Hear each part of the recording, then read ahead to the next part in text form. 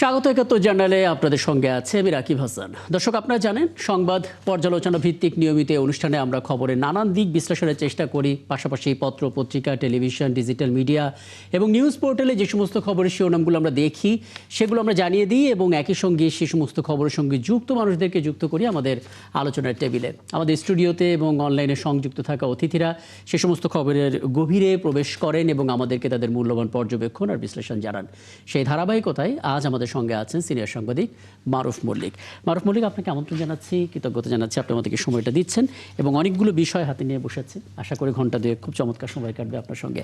দর্শক, বলে রাখি এই আয়োজনের বিভিন্ন পর্যায়ে ধাপে ধাপে পর্যায়ক্রমে আমাদের অতিথিরা যুক্ত হবেন এবং আমরা তাদেরও সেই বিশ্লেষণগুলো জানার চেষ্টা করব। এখান থেকে আলাপটা করতে চাই এবং জানিয়ে রাখি এই মুহূর্তে আমাদের সঙ্গে যুক্ত আছেন বাংলাদেশ ইসলামী ছাত্র শিবিরের সাবেক কেন্দ্রীয় সভাপতি সালাউদ্দিন আইয়ুবী এবং ধাপে ধাপে যুক্ত হবেন বিএনপি মনোনীত প্রার্থী ঝিনাইদহ ৪ আসনের মোহাম্মদ রাশেদ খান এবং একই সঙ্গে আমাদের সঙ্গে আলাপের একটা পর্যায়ে যুক্ত হবেন জাতীয় নাগরিক পার্টি এনসিপির যুগ্ম আহ্বায়ক মনিরা শারমিন এবং আমরা একে একে নিশ্চয়ই সবার সঙ্গে কথা বলতে পারবো। অনেক ধন্যবাদ যুক্ত হওয়ার জন্য এবং শুরুটা করতে চাই মারুফ মল্লিক আপনাকে দিয়ে। আমরা আসলে একটা খবর আজকে দিনভর বলছিলাম এবং গতকালেই মূলত আপনি দেখেছিলেন যে গুম হয়ে যাওয়া পরিবারের সন্তানরা তাদের সেই কথাগুলো বলছিলেন এবং কোনো শিশুরা সে সময় ৩ বছর, কারো ২ বছর, অর্থাৎ বাবার চেহারাটাও মনে নেই এবং তারা এমনভাবে এই সময়কার ঘটনাগুলো বলছিলেন যে সাধারণ মানুষের চোখ দিয়ে পানি বেরোবে। এবং আমরা দেখেছি তারেক রহমান তিনিও আবেগতাড়িত হয়েছেন, দলের সিনিয়র নেতাকর্মীরাও হয়েছেন এবং একই সঙ্গে যারা উপস্থিত ছিলেন সবার চোখেই ছিল পানি। এবং ওই বক্তব্য যখন চলছিল তখন ওই জায়গাটাতেই বসে তারেক রহমান এবং বিএনপি স্থায়ী কমিটির সদস্য নজরুল ইসলাম খান তারা একটা সিদ্ধান্ত নিয়ে নেন এবং সেই সিদ্ধান্তটা তাৎক্ষণিকভাবেই জানান। সিদ্ধান্তটা হচ্ছে সরকারে গেলে জুলাই শহীদ এবং আহতদের পরিবারের জন্য মুক্তিযুদ্ধ মন্ত্রণালয়ের অধীনে আলাদা একটা বিভাগ হবে।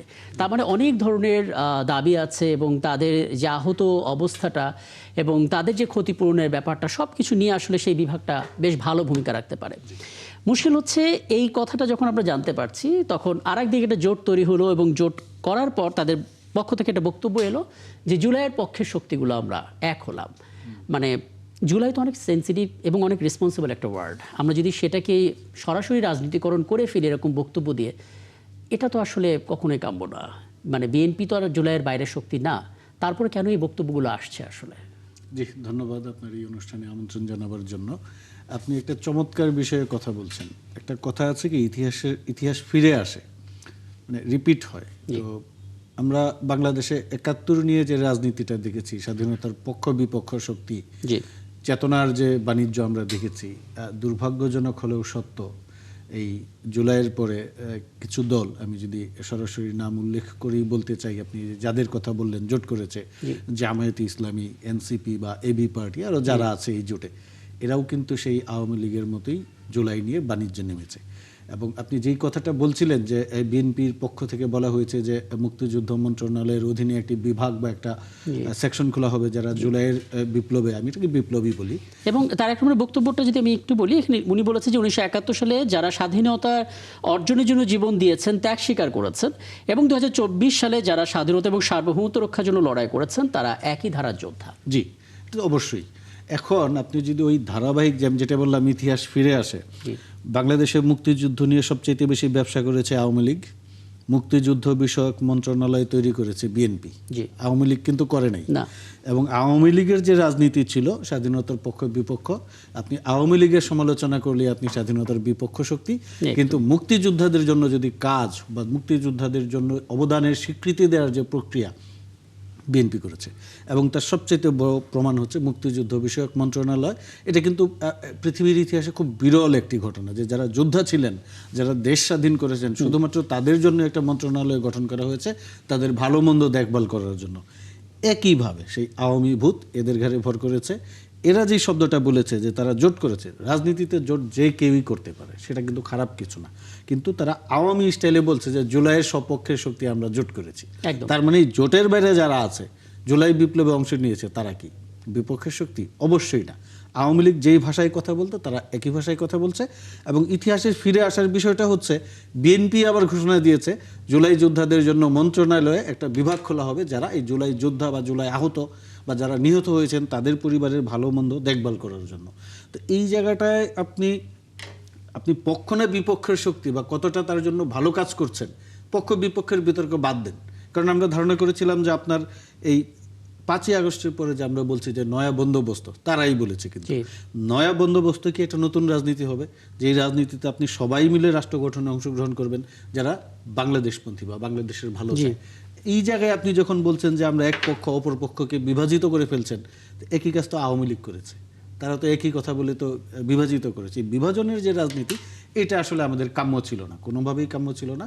কিন্তু দুর্ভাগ্যজনক হলেও সত্য, আমি যেটা আবার বলবো যে সেই আওয়ামী ভূত এদের গায়ে ভর করেছে। খুব স্পষ্ট করে বললেন, আমি এটা নিয়ে আলাদা করে একটু আসার চেষ্টা করব। রাশেদ খান, আপনার কাছে আসবো, তবে তার আগে অধ্যক্ষ মৌলানা শেখ ফজলে বারী মাসুদের সঙ্গে আমরা যুক্ত হওয়ার চেষ্টা করছি। আমি সালাউদ্দিন আইয়ুবে আপনার কাছে একটু আসি। মানে জামাত ইসলামী সহ এনসিপি সহ 10টা দলের একটা আসন সমঝোতা করার ইস্যুতে একটা জোট তৈরি হলো, এবং যেটা হতেই পারে আসলে নির্বাচনের সময় নানা রকমের সমীকরণ ভিত্তিতে এক বা একাধিক জোট হতেই পারে। কিন্তু মুশকিল হচ্ছে জোটটা তৈরি করার পর যেই প্রতিক্রিয়া জানানো হলো সেটা হচ্ছে জুলাইয়ের পক্ষের শক্তিগুলো আমরা এক হলাম। কিন্তু বিএনপি তো জুলাইয়ের পক্ষ শক্তি, তারা তো জুলাইয়ের বাইরে নয়। তাহলে জোটে তারা নাই, কিন্তু কেন এই ট্যাগটা দেয়া হলো, যেখানে বিএনপির পক্ষ থেকেই বলা হচ্ছে আমরা ক্ষমতায় গেলে জুলাই শহীদ এবং আহতদের জন্য আলাদা একটা বিভাগ তৈরি করবো মুক্তিযুদ্ধ মন্ত্রণালয়ের অধীনে। কোনো ব্যাখ্যা কি আসবে কিনা আপনার দিক থেকে? জুলাইয়ে যারা আহত হয়েছেন, যারা শাহাদাত বরণ করেছেন, তাদের জন্য কিছু করা, তাদের পাশে থাকা, এটা সব ধরনেরই অঙ্গীকার এবং সব ধরনেরই প্রতিশ্রুতিগুলি ছিল। বিশেষ করে এখানে আজকে যারা আমরা আলোচক রয়েছি, সরাসরি বিএনপির প্রার্থী আমাদের রাশেদ ভাই হলেও তিনি গণ অধিকার পরিষদের সেক্রেটারি। তো মোটামুটি মারুফ মল্লিক ভাই বিএনপির অনুপস্থিতিটা শুরুতেই মোটামুটি কাভার করেছেন ওনার বক্তব্যের মধ্য দিয়ে। আমি যদি ওনার নাম না জেনে শুনতাম যে কে বলছে, মনে হতো যে বিএনপির কোনো কর্মী কথা বলছে না। উনি সেটা পূরণ করেছেন ওনার বক্তব্যের মধ্য দিয়ে। সেখানে তিনি অন্য দলগুলোকে সরাসরি ব্লেম গেম আমি বলবো করেছেন, যে 71-এর চেতনার মতো এখানে চেতনাবাজি করেছেন বলে তিনি যে কথাগুলো বলেছেন, এগুলো আসলে রাজনীতিতে এই তিরস্কার এক ধরনের এই কাজগুলো আসলে প্রেক্ষাপটটা কিন্তু আপনাদের দিক থেকে এসেছিল। আমি শেষ করি রাজনৈতিক দলগুলোর মধ্যে বিবাদ তৈরির একটা বীজ বপন আমি বলবো এখানে। আপনাদের বক্তব্য তো বিভেদ তৈরি করে দিল জনাব আইয়ুব। আপনি কি আমার কথা শুনতে পাচ্ছেন? শেষ করছি, 1 মিনিট। না আমি শেষ করছি। হ্যাঁ, আপনি শেষ করেন, কিন্তু আমি বলে রাখি এই মানে কনটেক্সটে কিন্তু আপনাদের দিক থেকে এসেছে আর কি। আপনার তো এই ফ্লোর তো আপনারই। হ্যাঁ, আমি শেষ করছি যে জুলাইয়ের সপক্ষে শক্তি বলে এই জোট যে কথাগুলো বলেছে, জুলাই এই জোট গঠনের পর এটা তো বলা হয়নি যে শুধুমাত্র আমরাই জুলাইয়ের সপক্ষে শক্তি বা আমার জুলাইয়ের সবগুলো শক্তি মিলে আমরা এই জোট করেছি। জুলাইয়ের পক্ষের শক্তিগুলো এক হলাম, বক্তব্যটা এরকম ছিল। যারা এটা বলা হচ্ছে যে বিএনপি জুলাইয়ের পক্ষের শক্তি, অন্য যে আমাদের রাশেদ ভাই ওনারা আছেন তারাও জুলাইয়ের সপক্ষে শক্তি, ওনারাও বলতে পারতো যে আমরা জুলাইয়ের সপক্ষে শক্তি, তারা তো বলেনি।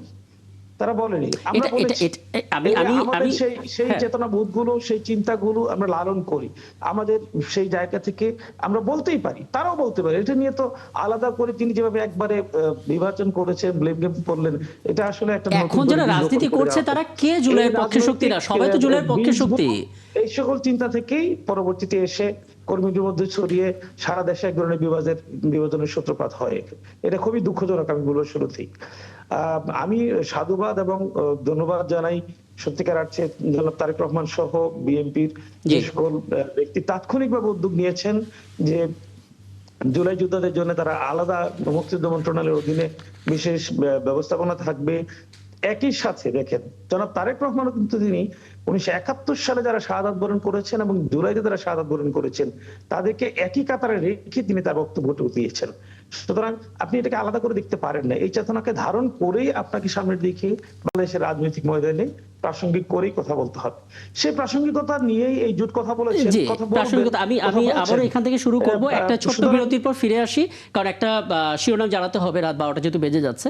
আপনার বক্তব্যটা পুরোটা জানার চেষ্টা করব, তবে বলে রাখি আমরা আসলে প্রশ্নটা করেছিলাম আপনাদের বক্তব্যের প্রেক্ষিতে যে জুলাইয়ের পক্ষের শক্তিগুলো এক হলাম, মানে জুলাইয়ের পক্ষের শক্তি কে না, যারা এখন রাজনীতি করছে সবাই তো জুলাইয়ের পক্ষের শক্তি। আমি এই বিরতির পর ফিরে এসে নিশ্চয় আলাপ করবো। দর্শক, 71 চ্যানেলে আছেন, ছোট্ট একটা বিরতির পর ফিরছি, আমাদের সঙ্গে থাকবেন। আবার আলোপে ফিরবো এবং এ পর্যায়ে আমাদের সঙ্গে যুক্ত হয়েছেন ইসলামী আন্দোলন বাংলাদেশের যুগ্ম মহাসচিব অধ্যক্ষ মাওলানা শেখ ফজলে বারী মাসুদ। শেখ ফজলে বারী মাসুদ, আপনাকে আমন্ত্রণ জানাচ্ছি এবং আমি সালাউদ্দিন আইয়ুবী আপনাকে থামিয়েছিলাম, আপনি একটু শেষ করবেন। জি, ধন্যবাদ আপনাকে।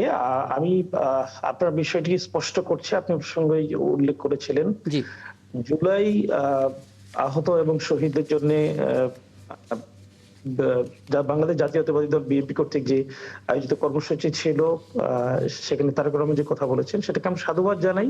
জি। সেইটাকে বিশেষভাবে কোট করে আপনি বলেছেন যে জুলাই কে কেন্দ্র করে যে সকল জোট হয়েছে, যে সকল দলগুলো কাজ করেছে, তাদের যে জোট হয়েছে, তারা সে কথা বলতেই পারে যারা জুলাইকে ধারণ করে।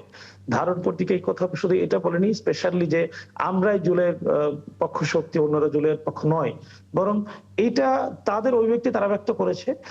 আর যে আজকে জুলাইয়ের জন্য আমাদের করার ব্যাপারে, কাজ করার ব্যাপারে যে কথাগুলো হয়েছে, বাংলাদেশ জামাত ইসলামী সহ অন্যান্য দলও অন্যান্য প্ল্যাটফর্মগুলোতে তারা তাদের জুলাই আহতদের জন্য কিছু কাজ করার কথা সুনির্দিষ্টভাবে উল্লেখ করেছে। গত 25শে জুলাই বাংলাদেশ জামাত ইসলামের আমির ডক্টর শফিকুর রহমান স্পষ্ট করে তারপর জুলাইদের শহীদদের পরিবারের সদস্যদের জন্য, যারা আহত হয়েছে তাদের জন্য, এবং যারা বিভিন্নভাবে কর্মসূচি পালন করেছে তাদের জন্য, করতে গিয়ে আহত হয়েছে তাদের জন্য মুক্তিযুদ্ধ মন্ত্রণালয়ের অধীনে অথবা অন্যভাবে তাদের পুনর্বাসনের বিষয়ে, বিশেষভাবে তাদের পরিবারের সদস্যদের জন্য কিছু করার বিষয়ে স্পষ্ট করে বাংলাদেশ জামাত ইসলামের আমির সুন্দর করে কথা বলেছেন। স্পষ্ট হলে সবচেয়ে বড় বাংলাদেশ জামাত ইসলামী যে কাজটি করার চেষ্টা করেছে, দেখে 1971 সালে মুক্তিযুদ্ধ হওয়ার পরও এখন পর্যন্ত মুক্তিযোদ্ধাদের এবং মুক্তিযুদ্ধে আহত শহীদদের তালিকাটুকু সুস্পষ্টভাবে মুক্তিযুদ্ধ মন্ত্রণালয় কিন্তু এখন পর্যন্ত করতে পারেনি।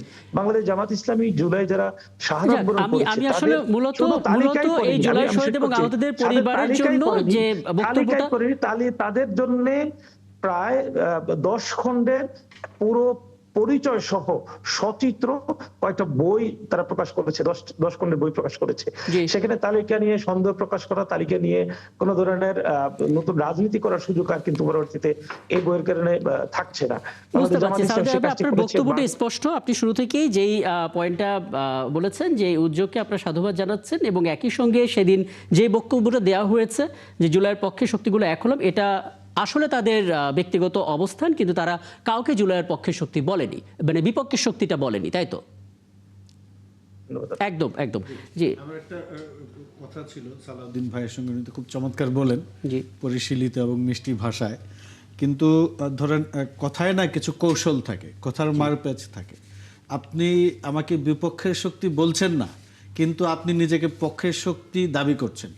এটা কিন্তু খুব কৌশলে সোসাইটিতে আদারিং সৃষ্টি করা হয়, যেটা আমরা বলছি যে 71 ইস্যুতে পক্ষ বিপক্ষের শক্তি নিয়ে আওয়ামী লীগ যে রাজনীতিটা করেছে, এটা তো আমরা বিরোধিতা করি। ধরেন 71-এর পক্ষের শক্তি বিপক্ষের শক্তি, আপনি নিজে যখন কথা বলবেন, আমি নিজেকে বলবো আমি 71-এর পক্ষের শক্তি, অবশ্যই সেখানে বিপক্ষের শক্তিকে চিহ্নিত করা হয়, এবং সেটা ছিল 71-এ ছিল কারা বিপক্ষের শক্তি, এটা আমরা সবাই জানি। কিন্তু বাংলাদেশে এই মুহূর্তে জুলাই অভ্যুত্থানের পরবর্তী রাজনীতি বা বিপ্লব বলি, যেটাই বলি, 24-এর পরাজিত শক্তি তো আওয়ামী লীগ পালিয়ে গিয়েছে। এখন বাংলাদেশে যারা আছেন, এই যে এই ভাই আছেন, মাসুদ ভাই আছেন, ওনারা রাজনৈতিক দল, আমি তো মনে করি ওনারা 24-এর পক্ষের শক্তি। এখন উনি হয়তো বা কোনো কারণে কোনো রাজনৈতিক জোটে আছেন বা কোনো রাজনৈতিক জোটে নাই। তো আপনি যখন পাবলিকলি এইভাবে অ্যাড্রেস করবেন যে আমরা 24-এর পক্ষের শক্তি এক হয়েছি, তখন কিন্তু সেটা মানুষের মননে বা চিন্তায় অটোমেটিক্যালি সেই ন্যারেটিভটা ঢুকাই দেয় যে তাহলে এখানে কেউ বিপক্ষের শক্তি আছে, বা কাউকে আপনি বিপক্ষের শক্তি হিসেবে বলতে চাইছেন কৌশলে, সরাসরি বলছেন না। তো এই বিভাজনের রাজনীতিটা আমার মনে হয় যে এই যারা জোট করেছেন এটা তারা না করলেই পারতেন। কারণ এইখানে আমাদের তো আমরা সবসময় একটা নয়া বন্দোবস্ত বা ইনক্লুসিভ রাজনীতির কথাবার্তা বলছি। এখনো যদি আপনি বলেন যে আমরা জুলাই পক্ষের শক্তি এক হয়ে জোট করলাম, তাহলে ভাই অন্যরা যারা আছে এরা কারা? এটা তো প্রশ্ন উঠবেই, এটা তো একদম। একটা স্বাভাবিক। কিন্তু এইখানে আসলে যতটুকু পারা যায় সালাউদ্দিন আইয়ুবী পরিষ্কার করেছেন, এবং আমরা এখনো দেখছি যে জুলাই পরবর্তী সময়ে রাজনৈতিক দলগুলোর মধ্যে পারস্পরিক সেই শিষ্টাচারের জায়গাটা আছে। কেউ অসুস্থ হলে আর একজন শীর্ষ নেতা সেখানে যান, শুভকামনা জানান। আমরা আসলে গণতান্ত্রিক এই সৌন্দর্যটাই দেখতে চাই। নির্বাচন সামনে, এগুলো নিয়ে নানামুখী অভিযোগ আসছে, ইলেকশন কমিশনেও সেই অভিযোগগুলো জমা পড়ছে। মোহাম্মদ রাশেদ খান, আপনার কাছে একটু আসতে চাই। বিএনপি পক্ষ থেকে এটা স্পষ্ট করে বলা হয়েছে যে আসলে নির্বাচন কমিশনের মধ্যেই কিছু কর্মকর্তা আছেন, ইসির কিছু কর্মকর্তা একটি দলের পক্ষে কাজ করছেন। সিইসিকে এটা জানিয়েছেন বিএনপি মহাসচিব মির্জা ফখরুল ইসলাম আলমগীর, উদ্বেগ প্রকাশ করেছেন। সিইসির বক্তব্য জায়গা থেকে তারা বলেছেন যে তারা আসলে সুষ্ঠু নির্বাচনের পক্ষে যা যা করা দরকার সব কিছু করবে। আপনার জায়গা থেকে কোনো আশাবাদ পাচ্ছেন কিনা, এখনো কিছু শঙ্কা রয়ে গেছে কিনা, প্রত্যাশা জায়গাটা কি? ধন্যবাদ সবাইকে, শুভেচ্ছা। দেখেন, বিগত 16 বছরে যে ধরনের ব্যবস্থা বাংলাদেশে কায়েম হয়েছিল সেটির পরিবর্তনে খুব বেশি অন্তর্বর্তীকালীন সরকার কাজ করেনি। এবং আমরা সংস্কারের যে আলাপটা করি, কতটুকু আসলে সংস্কার হয়েছে সেটি নিয়ে অনেক বেশি আলোচনা করা যায়। তো যেহেতু সামনে নির্বাচন, আমি সরকারের খুব বেশি সমালোচনা করতে চাই না, বরং এই নির্বাচন যাতে একটি সুষ্ঠু নির্বাচন হয় সেক্ষেত্রে নির্বাচন কমিশনকে প্রত্যেক দলকেই সহযোগিতা করতে হবে। জি। কিন্তু বাংলাদেশের যে এই যে গণ অভ্যুত্থান হলো কেন, এর কারণটা হলো যে নির্বাচনী ব্যবস্থাকে পুরোদমে ধ্বংস করা হয়েছিল। এখন সেই নির্বাচনী ব্যবস্থার কতটুকু সংস্কার হয়েছে? আমার দেখা মতে খুব বেশি সংস্কার হয়নি। হয়তো কিছু ব্যক্তি মহলের পরিবর্তন হয়েছে। পূর্বে যারা প্রধান নির্বাচন কমিশনার ছিলেন, অন্যান্য নির্বাচন কমিশনার ছিলেন, তাদেরকে সরিয়ে নতুনভাবে নিয়োগ দেওয়া হয়েছে। কিন্তু আইনের পরিবর্তন খুব বেশি হয়নি, বা নির্বাচন সংস্কার কমিশন যে ধরনের প্রস্তাবনা দিয়েছে সেটাও তো আসলে এখন বাস্তবায়ন করা সম্ভবপর হয়নি। তো সেই জায়গা থেকে নির্বাচন কমিশনে যে সকল কর্মকর্তা আছে তাদের মধ্যে অবশ্যই জনাব মির্জা ফখরুল ইসলাম আলমগীর সাহেব যে কথা বলেছেন সেই সন্দেহ সংশয় তো থেকেই যায়।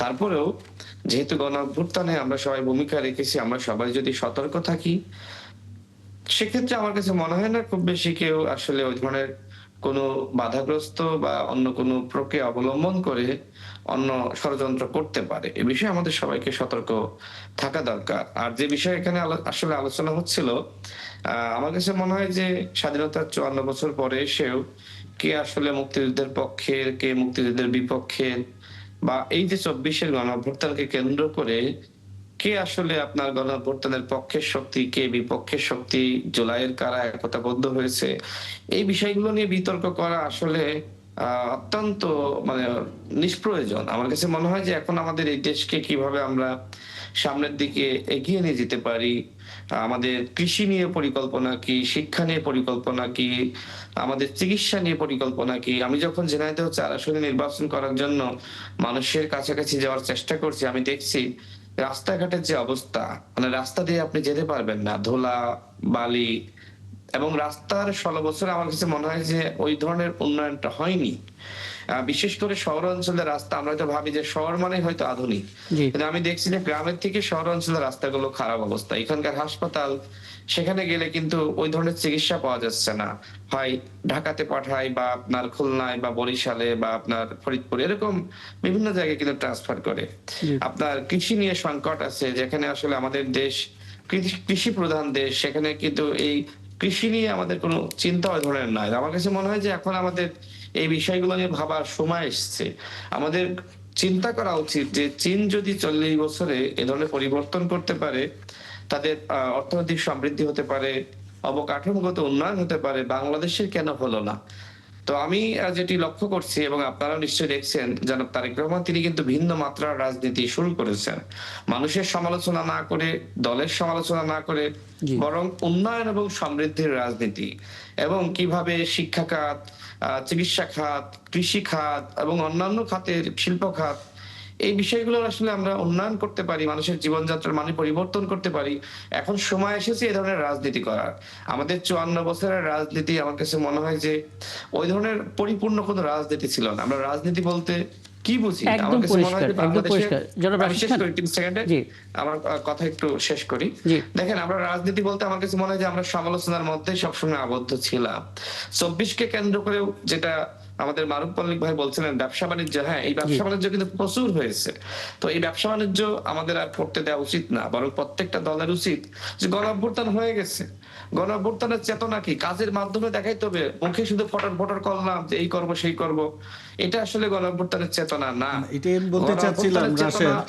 বরং যে মারুফ জি, ভাই কিছু বলছেন? জি, আমি বলুন। বলতে চাচ্ছিলাম, আপনি যেটা বলছেন আসলে আমাদের লক্ষ্য হওয়া এটাই হওয়া উচিত যে ২৪ পরবর্তী সময়ে আমরা কিভাবে আমাদের দেশকে নতুন করে গঠন করব, রিকনস্ট্রাকশন প্রসেস আমরা কিভাবে সবাইকে ইনক্লুড করব, সেটা বিভিন্ন রাজনৈতিক দল, জনগণই, যে আপনি যেটা বললেন যে ঝিনাইদহতে আপনার এলাকার অবস্থা ভালো না, ঠিকমতো উন্নয়ন হয়নি, সেই উন্নয়নের সুফল জনগণের কাছে পৌঁছে দিতে হবে। এখন আপনি যদি ঢাকায় বসে পক্ষ বিপক্ষ নিয়ে কৌশলে নানা কথাবার্তা বলেন, গ্রামের যে লোক যার যে বেসিক নিডস পূরণ হয় নাই, তার শিক্ষা, স্বাস্থ্য, যোগাযোগ, তারপরে আরও যেগুলো আছে সেগুলো নিয়ে আমাদের কথা বলতে হবে, আমাদের পলিসি বেসড কথা বলতে হবে, সেই দিকে আমাদের মনোযোগ দিতে হবে বলে আমি মনে করি। জি, আমি রাশেদ খান। একটু শেষ করি। তো আমি জি। ওই কথাই বলছিলাম। তো আমার কাছে মনে হয় যে এখন বিএনপি যে ধরনের পরিকল্পনা হাতে নিয়েছে, জনাব তারেক রহমান বলেছে যে উই হ্যাভ এ প্ল্যান। প্রত্যেকটা দলের উচিত যদি তারা ক্ষমতায় যেতে পারে তাদের প্ল্যান থাকা, তাদের ভিশন থাকা, তারা কি করতে চায়। তো সবার উচিত ওই সমালোচনা, রাজনীতি, জুলাইয়ের পক্ষ বিপক্ষ, আসলে এই ধরনের চেতনা হয়তো সাময়িক সময়ের জন্য ভালো লাগে। ৭১-এর পরে খুব ভালো লাগতো, বিপ্লবী শক্তি, আমরা মুক্তিযুদ্ধ করেছি। দেখেন, একটা সময় কিন্তু এমন একটা অবস্থা তৈরি হয়েছে যে ওই যে স্বাধীনতা শব্দ, মুক্তিযুদ্ধের পক্ষ বিপক্ষ, এগুলো মানুষের শুনতে চায়নি। এবং ২৪-এর গণ-অভ্যুত্থানের পরে দেখেন, যারা বেশি এই জুলাইকে কেন্দ্র করে নানান ধরনের বক্তব্য দিচ্ছিল, তাদের বিরুদ্ধে নানান ধরনের অভিযোগ অনুযোগ আসার পর থেকে মানুষ এখন আর এই কথাগুলো শুনতে চায় না। মানুষ এখন পরিবর্তনের কথা শুনতে চায়। তার জীবনযাত্রা নিয়ে একটা দলের পলিসি কি, পরিকল্পনা বুঝতে কি, পারছি। কিভাবে রাশেদ উন্নয়ন খান, আপনি করবে। চমৎকার করে আপনার জায়গাটা বলেছেন। মানে মোটা দাগে আমাদের এখন বাংলাদেশের উন্নয়নের, সার্বিক উন্নয়নের দিক নিয়ে ভাবতে হবে, একটি কর্মপরিকল্পনা, সুনির্দিষ্ট কর্মপরিকল্পনা নিয়ে, এবং নির্বাচনটা ঐতিহাসিক হওয়ার জন্য যা যা করণীয় সেই কাজগুলো ঠিকঠাক মতো পালন করতে হবে। আমি আর একটু নির্বাচনের একটু সংক্ষেপে, শেষ জি। করি। দেখেন, দলগুলো কিন্তু যত নানা নির্বাচন সুষ্ঠু করার ব্যাপারে, নির্বাচন কমিশনকে সহযোগিতা করার ব্যাপারে মনোযোগী হয়েছে, তার থেকে বরং সমালোচনায় বেশি মনোযোগী। তো সমালোচনা করে তো লাভ নেই, সরকার তো আমাদের সরকার, তাই না? সরকার ভালো হোক খারাপ হোক মন্দ হোক, আমাদের সরকার। আমি মনে করি প্রত্যেকটা দলের উচিত এই নির্বাচন কমিশনকে সহযোগিতা করা, সরকারকে সহযোগিতা করা, এবং একটি অবাধ সুষ্ঠু নিরপেক্ষ নির্বাচন অবশ্যই আদায় করে নেওয়া। আরেকটি ব্যাপার অ্যাড করি, দেখেন, আওয়ামী লীগের ব্যাপারেও কিন্তু আমাদের একটি চিন্তার জায়গায় যেতে হবে যে জি। আওয়ামী লীগ একটি বড় দল, তাদের অসংখ্য ভোটার রয়েছে, কর্মী সমর্থক রয়েছে, তাদের ক্ষেত্রে কি হবে?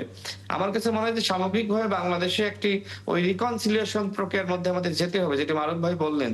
অন্যথায় হানাহানি বিদ্বেষের রাজনীতির মধ্যে যদি আমরা থাকি, সেক্ষেত্রে এই দেশটা ধ্বংস হয়ে যাবে। বরং এই দেশটা কিভাবে উন্নত করা যায় সেই চিন্তা করতে হবে। আপনি অমককে বিনাশ করবেন, নির্মূল করবেন। হ্যাঁ, আমরা একসময় এই ধরনের রাজনীতি বা আন্দোলন সংগ্রাম করেছি, কিন্তু আন্দোলন সংগ্রাম জুলাইয়ের পরে এখন আর ওই ধরনের রাজনীতি মানুষ দেখতে চায় না। মানুষ এখন উন্নয়নের রাজনীতি চায়, সমৃদ্ধির রাজনীতি চায়, জীবনযাত্রা মানের পরিবর্তনের রাজনীতি চায়, শিক্ষার উন্নয়ন, কৃষির উন্নয়ন, চিকিৎসার উন্নয়ন। আমাদের দেশের চিকিৎসা ব্যবস্থা যেভাবে নাজুক, এটা আসলে কোনোভাবেই মেনে নেওয়া যায় আসলে না। এই রাশেদ খান, যদি পরিবর্তনের আমরা রাজনীতি দেশের সবাইকে করা সংকট নিয়ে কথা আহ্বান বলি, আমরা জানাচ্ছি। প্রতিটা স্তরে স্তরে সংকট পাবো, কিন্তু আপনি যে ইতিবাচক প্রতিক্রিয়া জানালেন সেটা সত্যি খুব প্রশংসনীয়। আসলে বোধ করি এখানে কারোরই দ্বিমত থাকার কথা না। আমি অধ্যক্ষ মৌলানা শেখ ফজলে বারী মাসুদ, আপনার কাছে একটু যুক্ত হই। মানে আমরা দেখতে পেলাম যে জামাত ইসলামের সঙ্গে যখন প্রধান উপদেষ্টার একটা সৌজন্য সাক্ষাৎ হলো, একটা বৈঠক হলো, এবং পরবর্তীটা প্রেস ব্রিফিং হলো, তখন জামাত ইসলামী নায়েবে আমির সৈয়দ আব্দুল্লাহ মোহাম্মদ তাহের তিনি কিন্তু একটা কথা বলেছেন। তিনি বলেছেন, ইসলামী আন্দোলন বাংলাদেশের সিনিয়র নায়েবে আমির সৈয়দ মোহাম্মদ ফয়জুল করিমের আসরে প্রার্থী দেওয়া হবে না, এটা আপনাদের পীরের সম্মানার্থে, এবং যেহেতু জোটের মধ্যে আপনারা একটা সময় ছিলেন, আপনাদের সম্মানার্থে। প্রথমত ইসলামী আন্দোলনের প্রতিক্রিয়া জায়গাটা কি একটু বলবেন?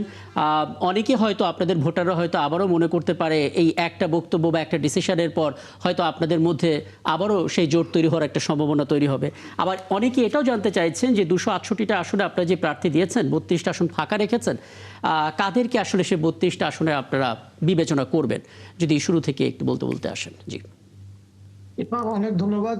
আসলে দেখেন, আমাদের যে সমঝোতাটা হয়েছিল, সেই যে লক্ষ্যকে নিয়ে সামনে নিয়ে হয়েছিল, আমরা সেই লক্ষ্য থেকে আমরা বিচ্যুতি ঘটেছে, যে কারণে কিন্তু আমাদের এই সমঝোতাটা এখন আর টিকেনি।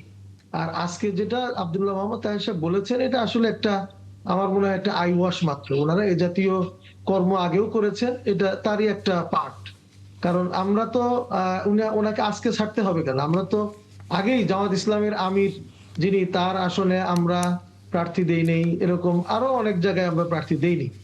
তো এটা নতুন করে উনি বলে একটা নতুন একটা ফ্লেভার নেওয়ার চেষ্টা করতেছেন, বা মানুষের একটা সহানুভূতি নেওয়ার চেষ্টা করতেছেন, যেটা এটা জামাত ইসলামের একটা স্বভাবজাত অভ্যাস বলি আমি।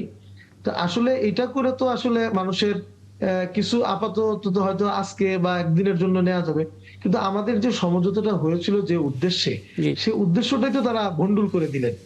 আমরা চেয়েছিলাম, আপনার নিশ্চয়ই মনে আছে যে আমাদের আমির প্রথম যে বক্তব্যটা দিয়েছেন তা হলো যে ইসলামের পক্ষের ওয়ান বক্স পলিসি। জি। সেখানে আমাদের মূল গোল বা টার্গেটটা ছিল হলো যে যারা এদেশে ইসলামী শরিয়া কেন্দ্রিক রাষ্ট্র প্রতিষ্ঠা করতে চান, ইসলামের আলোকে একটি কল্যাণ রাষ্ট্র গঠন করতে চান, তাদেরকে নিয়ে হবে হলো আমাদের এই সমঝোতা। আমরা দেখলাম কিছুদিন যেতে না যেতেই তারা প্রথমে দুটো দলকে ইনক্লুড করলেন যারা আসলে ইসলামী শরিয়া বা ইসলামকে প্রতিষ্ঠার মাধ্যমে কল্যাণ রাষ্ট্র প্রতিষ্ঠা করতে চায় না। এরপরে আমরা দেখলাম জামাতের আমির, নায়েবে আমির, ওনারা বিভিন্ন সময় বক্তব্য দিলেন, যেই জায়গাতে তারা স্পষ্ট করলেন যে আমরা শরিয়া প্রতিষ্ঠা করব না, অথবা তারা চুপ থাকলেন, এ জাতীয় কথা বললেন। এবং লাস্টলি তারা স্পষ্ট বলে দিলেন যে খ্রিস্টানের এক নেত্রী যাওয়ার পরে যে আমরা শরিয়া ভিত্তিক চাই না। তো তাহলে আমাদের তো এদেশে শরিয়া চায় না এরকম আরো অনেক দল আছে, তো তাদেরকে নিয়েও তো জোট বা সমঝোতায় আমরা করতে পারতাম। আমরা কিন্তু তা কিন্তু করি না, ফজলে আমরা করিম মাসুদ, করেছি জামাত যারা ইসলামের পক্ষ থেকে কিন্তু এটা মানে গতকালও বলা হয়েছে যে আসলে শরিয়া আইন এখানে মূলত কোনো বিষয় ছিল না, আসলে আসন সমঝোতাটা আপনাদের সাথে হয়নি, এ কারণে আপনারা একটা ইস্যু হিসেবে শরিয়া আইনটাকে সামনে আনছেন।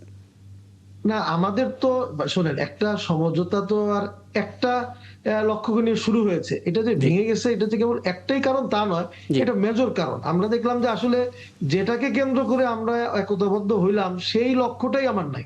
আমি যাব হলো এখান থেকে মনে করেন আমি চিটাগাং যাব, জি। এখন দেখা গেল যে আমার গাড়ি চলে যাচ্ছে হলো রাজশাহীতে, তাহলে তো আমার এটাতে কাজ হবে না। আমার সেই মূল লক্ষ্যটাই আগে সরে গেছে। হ্যাঁ, এরপরে একটা তাদের প্রশ্ন ছিল জামাত আমার কাছে। ইসলামের হ্যাঁ, প্লিজ। কিছু আচরণগত দিক, আমাদেরকে তুচ্ছতাচ্ছিল্য করার মতো কিছু আচরণ, এরপরে ধরেন তাদের সময় ক্ষেপণী, আসন বন্টন নিয়ে নিজেদের মধ্যে বোঝাপড়ার ক্ষেত্রে সময় কিল করা, এরপরে হ্যাঁ, এটা তারা প্রেস ধরেন কনফারেন্সে উল্লেখ করে আমরা দেওয়া হয়েছে। এখানে আমার সঙ্গে সিনিয়র সাংবাদিক মারুফ মল্লিক আছেন, উনি আপনার কাছে কিছু জানতে চাইতে পারেন। জি, আমার একটা প্রশ্ন আছে আপনার কাছে। আমি আপনার কথা থেকে যেটা বুঝতে পারলাম যে আপনাদের একটা প্রথমে প্রাথমিক লক্ষ্য ছিল যে একটা ইসলামপন্থী বা শরিয়া ভিত্তিক দল যারা আছেন সবগুলো ভোট এক বাক্সে আনা, এবং ভবিষ্যতে আপনারা যদি কখনো ক্ষমতায় যেতে পারেন তাহলে শরিয়া আইন বা এরকম একটা কিছু কায়েম করা। তো যখন আপনারা বুঝতে পারলেন যে আসলে আপনারা লক্ষ্য থেকে চ্যুত হয়েছেন বা আপনাদের শরিকরা লক্ষ্য থেকে চ্যুত হয়েছে, সেই ক্ষেত্রে আপনারা এই জোট থেকে বেরিয়ে গেলেন। তার মানে কি আপনারা এখন এরকম কিছু করতে পারেন, যেহেতু এটা ভোটের রাজনীতি, ঠিক আছে শরিয়া কায়েম যেহেতু করতে পারছি না, ভোটের রাজনীতি করব, তাহলে যাদের ভোট বেশি, যাদের দিকে গেলে ভোট বেশি পাওয়া যাবে তাদের সঙ্গে মিশে যাবেন, এরকম কি কোনো সম্ভাবনা আছে কিনা? না না না, আমরা যদি শুধুমাত্র ভোটই আমাদের টার্গেট হতো, তাহলে কিন্তু এই যে অনেকে আমাদেরকে ক্লেম করে, আমাদেরকে তুচ্ছ করে যে আপনারা একটা সিটও পাননি অতীতে, আমরা কিন্তু এই শুধু ভোটের রাজনীতি করলে অনেক আগেই সিট, আসন, অনেক কিছু আমরা করতে পারতাম। কিন্তু আমরা দেখেছি যে আসলে এর দ্বারা মানুষের কল্যাণটা হচ্ছে না। আমরা মনে করি ইসলামই একমাত্র মানুষের কল্যাণ করতে পারে, ধর্ম বর্ণ নির্বিশেষে সকলের কল্যাণের জন্য ইসলাম। তো আমরা সেইটাকে টার্গেট করি কিন্তু আমাদের সংগঠনগুলো প্রতিষ্ঠিত। তো আমরা তাদেরকে নিয়ে সেই লক্ষ্যেই আমরা পৌঁছতে চেয়েছিলাম, কিন্তু দেখা গেল যে না, ওনারা এটাকে এমন ভাবে এটাকে করে ফেললেন, ডিসেন্ট্রালাইজ করলেন, যে ফলে আমাদের লক্ষ্য থেকে আমরা বেরিয়ে গিয়েছি। এটা হলো মেজর। তবে এটাই যে একমাত্র কারণ তা কিন্তু আমরা বলছি এটা না। হ্যাঁ বুঝতে আসলে পারছি, বিষয় অনেকগুলো আছে। আছে, এবং 268টা আমাদের সাথে আসনের তাদের কথা যেটা বললেন, মানে 268টা আসনে আপনারা প্রার্থী দিয়ে ফেলেছেন, 32টা ফাঁকা রাখা হয়েছে। বলছেন যে আপনাদের সঙ্গে যারা আসলে যোগ্য দায়বদ্ধ প্রার্থীকে সমর্থন দেবে ইসলামী আন্দোলন, একটা বলা হচ্ছে। যোগ্য এবং দায়বদ্ধ এটা পরিমাপ করার আসলে কি কি পরিকাঠামো আছে, কোনটা দেখে আমরা বুঝবো যে? আমরা যেটা বলেছি যে এর বাইরে আমরা আসলে কিন্তু 300 আসনে দিতে পারতাম। জি। জামাত ইসলাম আমাদেরকে প্রথম যে মারাত্মক ক্ষতিটা আমাদের করে দিয়ে গেল এখানে, সেটা হলো তারা অনেক সময় কিল করার মাধ্যমে আমরা কিন্তু 300 আসনে দিতে পারতাম। তো আমরা দেখেছি যে না, সমঝোতা যেহেতু হচ্ছে, আমরা 300টাতে কম দিব, প্রস্তুতিটা আমাদের একটু কম ছিল। ফলে হয়েছে কি, যে আমরা সাবমিট যথাযথভাবে, আমাদের প্রার্থী ছিল কিন্তু ওই পূর্ণাঙ্গ কাগজপত্র সব তাহলে ready করে বিষয়টা আমরা কি প্রস্তুত এরকম ছিলাম যে, না।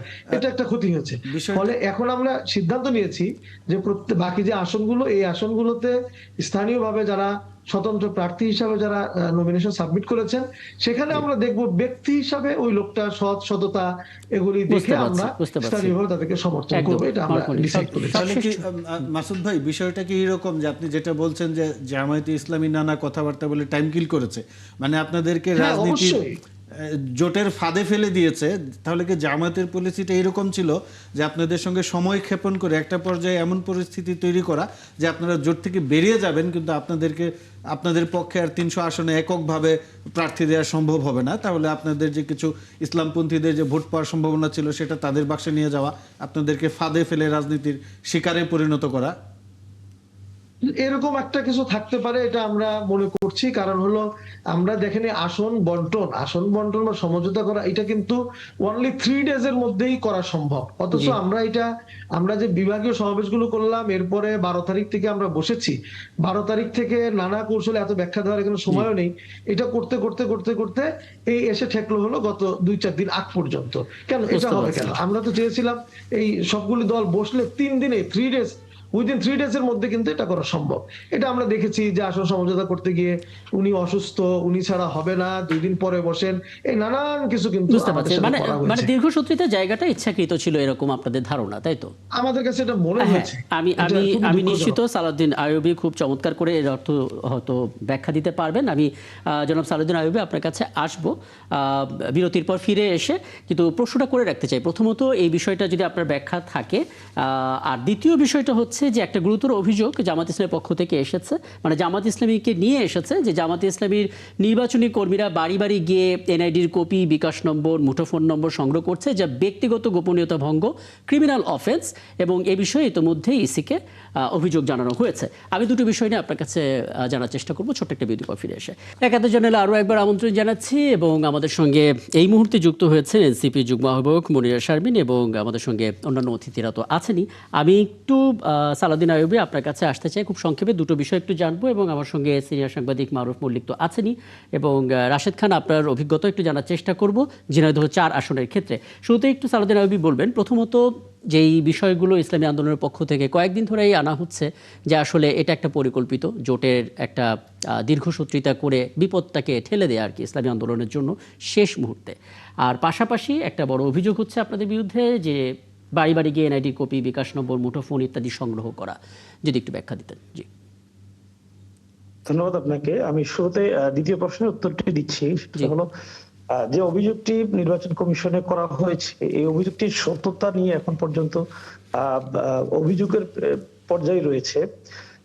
আমি বাংলাদেশ জামাত ইসলামের গাজীপুর 4 কাপাসিয়া আসনের একজন প্রার্থী। এখানে আমরা নিয়মিতই ভোটারদের সাথে কথা বলছি, দোয়া চাচ্ছি, মানুষের দোরগোড়ায় যাচ্ছি, বিভিন্ন সমস্যাগুলো শুনছি। এখানে এ ধরনের অভিযোগ কেউ করতে পারবে না, এ ধরনের কোনো কর্মসূচি জামাত ইসলামের নেই।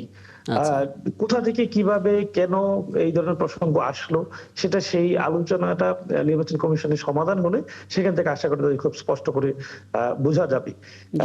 কোথাও কোনো বিশেষ প্রেক্ষিতে এই ধরনের কিছু কর্মসূচি হয়ে থাকলে সে বিষয়টি আসলে সামগ্রিক কর্মসূচি নয় বলে আমি বিশ্বাস করি। যদি সামগ্রিক কর্মসূচি হতো তাহলে জামাত ইসলামের একজন প্রার্থী হিসেবে আমি এখানে এ ব্যাপারে এই কর্মসূচির আওতায় থাকতাম নিশ্চয়ই।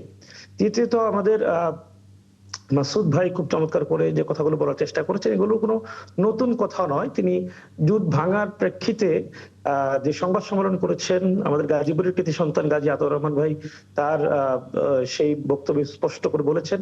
এবং খুব আশ্চর্যজনক হলো আজকে আপনি যে প্রসঙ্গ বা প্রশ্ন উত্থাপন করেছেন সেই জায়গা থেকে তিনি দূরে সরে গিয়ে এই আগের সেই বাজনাটি আবার বাজিয়েছেন। এটা খুবই দুঃখজনক।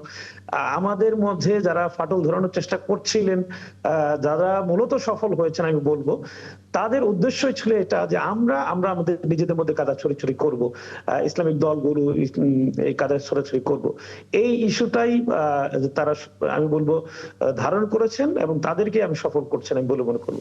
এখানে যার যার মতো পথ চলার স্বাধীনতা রয়েছে। ইসলামী আন্দোলন বাংলাদেশের প্রতি আমি মানে শ্রদ্ধা রেখে তাদের এই সিদ্ধান্তে আমি স্বাগত জানিয়ে বলবো নিঃসন্দেহে আপনাদের অধিকার রয়েছে আলাদা চলার। আপনারা বাংলাদেশ জামাত ইসলামীকে ব্লেম না করেও আপনারা ভালো রাজনীতি করতে পারবেন। সেই জায়গাতে আপনাদের কোনো অপ্রাসঙ্গিক ইস্যু আসবে না। কিন্তু জামাত ইসলামকে যত বেশি করতে চাবেন, ব্লেম দিতে যাবেন, আপনারা নিজেরাই ক্ষতিগ্রস্ত হবেন। কারণ তৃণমূলে আমরা একসাথে, ইসলামী আন্দোলন বাংলাদেশের কর্মীরা, নেতারা একসাথে ঐক্যবদ্ধ হয়ে কাজ করি। চিন্তার দিক থেকে আপনি যেই আদর্শকে লালন করেন, ন্যূনতম কোনো পার্থক্য আছে বলে আমি ব্যক্তিগতভাবে বিশ্বাস করি না। আমাদের লক্ষ্য এক, চিন্তা এক, আদর্শ এক, পথ চলা এক, শুধুমাত্র নাম ভিন্ন। এই জায়গা থেকে আমরা ধারণ করে একসাথে চলি। আপনারা জাতীয়ভাবে যে বিভাজনটা তৈরি করার একটা সূত্র তৈরি করছেন, এটা আপনাদের এজেন্ডা নয়, এটা আপনাদের উদ্দেশ্য নয়। এই উদ্দেশ্য পরিকল্পিতভাবে আপনাদের দ্বারা করানো হচ্ছে। এটাকে আমি এভাবে বলবো এবং আপনার বক্তব্যটা একেবারে স্পষ্ট। জি, আমার কাছে মনে হয় নতুন করে আর কোনো ব্যাখ্যা করার আমি চিন্তা মনে করি না। জি, ধন্যবাদ। অনেক ধন্যবাদ। আপনি আছেন আমাদের সঙ্গে। মারুফ মল্লিক, আপনি বোধহয় বলতে চাচ্ছিলেন এটা। সালাউদ্দিন ভাই হয়তোবা তার আসনের প্রেক্ষিতে বললেন, বা উনি হয়তোবা অবগত নন। জি। আমি একটা ভিডিও দেখেছি সামাজিক যোগাযোগ মাধ্যমে, যেখানে দোহার নবাবগঞ্জের যে আসন, সেখানে কিছু ভদ্রমহিলা গিয়ে একটা বাড়িতে গিয়ে তার জাতীয় যে পরিচয়পত্র সেটার কপি এবং নাম্বার টাম্বার এরকম একটা কিছু চাচ্ছিল। সেখানে আমি দেখেছি এক ভদ্রলোককে প্রতিবাদ করতে, এবং উনি বলছেন যে আপনারা এগুলো দিয়ে কি করবেন, এবং সেখানে উভয় পক্ষেরই বাদানুবাদ হয়েছে এবং এক পর্যায়ে তারা চলে যান। এবং সালাউদ্দিন ভাইয়ের মনে থাকার কথা, পাবনাতে কিছুদিন আগে একটা মারামারি হয়েছিল বিএনপি এবং জামায়াতে ইসলামীর, এবং সেখানে পরবর্তীতে অস্ত্রধারী একজন জামাতের মনে হয় একজন কর্মীকে আটক করা হয়েছিল, যিনি অস্ত্র প্রকাশ্যে প্রদর্শন করেছিলেন। তো সেই ঘটনার সূত্রপাতও কিন্তু এই এনআইডির তথ্য নেওয়াকে কেন্দ্র করেই, কারণ ওই দিনের ঘটনার আগে একটা বাড়িতে গিয়ে কিছু মানুষ একটি দলের পক্ষের কর্মী দাবি করে এনআইডির কপি চেয়েছিলেন। তো সেখান থেকে বাদানুবাদ শুরু, তারপরে সেটা আরো বড় পরিসরে সেই সংঘাত ছড়িয়ে পড়ে।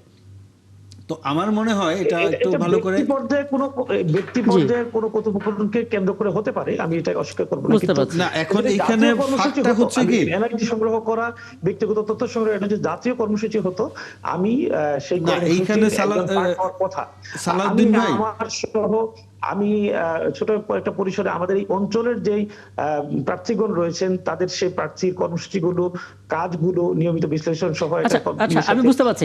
মারুফ মল্লিক, আমি আপনার কাছে এটা নিয়ে পুরোটা জানার চেষ্টা করবো। তার আগে আমি আরেকজন প্রার্থী বিএনপি মনোনীত প্রার্থী ঝিনাইদহ 4 আসনের রাশেদ খান, তার অভিজ্ঞতাটা একটু জানতে চাই। রাশেদ খান, এরকম অভিযোগগুলো বিভিন্ন জায়গা থেকে আসার কারণেই তো বিএনপি মহাসচিব এই অভিযোগটা আসলে আনুষ্ঠানিকভাবে ইসিকে জানিয়েছেন। আপনাদের মাঠের অভিজ্ঞতাটা কি আসলে? না, যে বিষয়টি নিয়ে আলোচনা হচ্ছে, আমি এই বিষয়টি আসলে ঝিনাইদহ থেকেই শুনেছি। আমি আরেকজন বিএনপির প্রার্থী, তার সাথে যখন সাক্ষাৎ করতে যাই, তখন এই বিষয়টি আমি তার কাছ থেকে শুনি যে এই ধরনের ঘটনা ঘটছে। এবং আমি ঝিনাইদহ 4 আসন থেকে ইলেকশন করছি, এখানেও আমি কয়েকজনের কাছ থেকে ধরনের ঘটনা শুনেছি যে ধরনের ঘটনা ঘটছে। বিশেষ করে মানে যারা ভ্যান বা রিক্সা চালক, তো একটা গ্রুপ অফ পিপল, মানে যারা ভ্যান বা রিক্সা চালক, তাদেরকে বলা হচ্ছে যে তোমাদের দায়িত্ব থাকবে এরকম, তোমরা বলবা যে এর আগে আওয়ামী লীগ দেখেছি, বিএনপি দেখেছি, এবার আমরা নতুন ভাবে জামাতকে দেখি। এ ধরনের কথা আমিও শুনেছি। এবং এটা আসলে জামাতের যে পলিটিক্সটা অত্যন্ত কৌশলী পলিটিক্স। যেমন ইসলামী আন্দোলনের সাথে যে ধরনের ঘটনা ঘটলো, দেখেন ইসলামী আন্দোলনের সাথে আমি যে সময় গণ অধিকার পরিষদের রাজনীতি করেছি, আমাদের একটা চমৎকার সম্পর্ক ছিল, এবং একসাথে নির্বাচন করার ব্যাপারে ইসলামী আন্দোলন খুবই আন্তরিক ছিল। কিন্তু পরবর্তীতে তারা ইসলামিক দলগুলোকে একসাথে করে নির্বাচন করার ব্যাপারে আসলে তারা সম্মত হলো। আর আমরা যেহেতু আসলে মধ্যপন্থী রাজনীতি করি, সেক্ষেত্রে আসলে ইসলামিক দলগুলোর সাথে আমাদের একসাথে কাজ করার সুযোগটা আসলে হয়নি। তারা তাদের রাজনীতি আদর্শিক জায়গা থেকে ওয়ান বক্স পলিসি, যেটা জামাতের আমিরও বলেছে, ইসলামী আন্দোলন আমিরও বলেছে, তো পরবর্তীতে সেখানে মধ্যপন্থী দল বা আপনার ইসলামিক দল, তারা সবাই মিলে একটি জোট হয়েছে। আবার তারা দাবি করছে এটা আসলে জুলাইয়ের চেতনাকে ধারণ করে এই ধরনের জোট। তো যেটি হোক না কেন, আমার কাছে মনে হয় যে ইসলাম এমন একটি সেন্সিটিভ জিনিস, এটা নিয়ে আসলে রাজনীতি করা যায় না। আপনি যদি ইসলাম কায়েম করতে চান বা আপনি শান্তি প্রতিষ্ঠা করতে চান, তো সেটার সাথে আবার রাজনীতি টেনে আনা বা বিভিন্ন কৌশল অবলম্বন করা, এটা আসলে ইসলামের সাথে কতটুকু যায় সেটি নিয়ে আমাদের ভাবা দরকার। তবে এখানে ইসলামী আন্দোলনের পক্ষ থেকে যে বক্তব্যগুলো পেশ করা হয়েছে, এক ধরনের প্রতারণা করা হয়েছে। দেখেন, স্বাভাবিকভাবে যেটি হয় যে আপনি যখন আসলে একসাথে জোট করে নির্বাচন করবেন, তখন এক ধরনের মনস্তত্ব কাজ করে যে আসনগুলো আমি কিছু কিছু আসন ফাঁকা রাখি, যেটা ইসলামী আন্দোলনের ক্ষেত্রে হয়েছে বা জামাতের ক্ষেত্রে হয়তো জামাত এরকম কোনো কোনো জায়গায় তারা আসলে প্রার্থী দেয়নি। তো পরবর্তীতে তাদের মধ্যে কি ভুল বোঝাবুঝি হয়েছে আমি জানি না, বাট আমি সবসময় একটা জিনিস চিন্তা করতাম যে ইসলাম এক, কোরআন এক, আল্লাহ এক, ইসলামিক দলগুলো আসলে কেন এক হতে পারছে না। তো সেই জায়গায় মানে ইলেকশন কমিশনের বিরুদ্ধে অভিযোগ করাই যায়, কিন্তু রাজনৈতিক দলগুলোরও তো কিছু দায়িত্ব আছে। জামাত ইসলামী সেই দায়িত্ব আসলে কতটা পালন করছে, নির্বাচন সুষ্ঠু হওয়ার জন্য তারা কতটুকু সহযোগিতা করছে, খুব সংক্ষেপে। জি।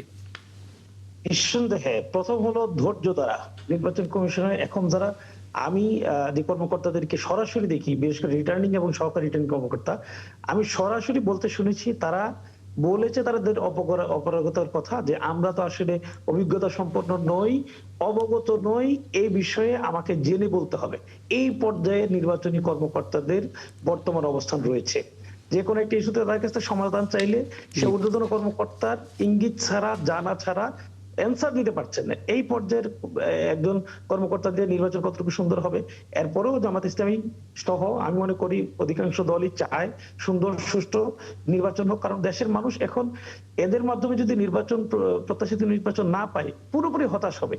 আর কিভাবে দেশের মানুষ তার একদম একদম আপনাদের দিক থেকে বক্তব্য একেবারে পরিষ্কার। হ্যাঁ, অনেক ধন্যবাদ মারুফ মল্লিক। 1 মিনিটের মধ্যে আপনার একটা ছোট্ট মন্তব্য নিয়ে আমার কাছে যেটা মনে হচ্ছে যে আমিও ব্যক্তিগতভাবে খুব একটা ভালো সুষ্ঠু নির্বাচন প্রত্যাশা করছি, কারণ দীর্ঘদিন আমরা ভোট দিতে পারিনি। জি। কিন্তু এই পর্যায়ে এসে আমরা যেখানে উপনীত হয়েছি যে বিশেষ করে যারা এই দলগুলো আছে, জামায়াতে ইসলামী বা এনসিপি বা আরও অন্যান্য যারা দলগুলো আছে, মুনিরা শারমিন যেমনটা বললেন যে বিএনপি একমাত্র মনে করে যে সুষ্ঠু নির্বাচন হবে। অন্যদের যেটা সমস্যা হচ্ছে বিচার মানে কিন্তু তালগাছটা আমার। তারা যেই অভিযোগগুলো জমা দিয়েছে নির্বাচন কমিশনে, তারা আশা করছে সেটা তাদের অভিযোগ শতভাগ বাস্তবায়িত হবে এবং দাবি মেনে নেবে। আসলে যখন অভিযোগ উত্থাপিত হয় তখন তো দুই পক্ষেরই কথাবার্তা শোনা হয়, এরও যুক্তি আছে ওরও যুক্তি আছে, সবার যুক্তির ভিত্তিতেই তো নির্বাচন কমিশন সিদ্ধান্ত নেবে। সেটার ভিত্তিতে যখন ফলাফল আসছে তখন তারা বলছে হ্যাঁ ঋণ খেলাপি, আমরা অভিযোগ করলাম। ভাই আপনার অভিযোগই তো শেষ কথা না, বা দ্বৈত নাগরিক আমি জমা দিলাম অভিযোগ, আপনার অভিযোগই তো শেষ কথা না। যার বিরুদ্ধে অভিযোগ করা হচ্ছে তারও তো হাতে কিছু প্রমাণ আছে বা যুক্তি আছে, এর ভিত্তিতেই আমার মনে হয় যে একটা ফলাফল আসবে। তবে আমি বলবো রাজনৈতিক দলগুলোকে আমাদের কিন্তু অতি সত্বর নির্বাচনের মাধ্যমে একটা গণতান্ত্রিক প্রক্রিয়ার যে যাত্রা শুরু করা উচিত। এই অনির্বাচিত সরকার বেশি দিন থাকতে পারবে না, সেই লক্ষ্যে আমাদের সবার কাজ করা উচিত বলে আমরা মনে করি। চমৎকার। এই প্রত্যাশা নিয়ে আজকে আলাপটা শেষ করে এবং অনেক ধন্যবাদ সবাইকে এই রাত পর্যন্ত আমাকে সময়টা দেওয়ার জন্য।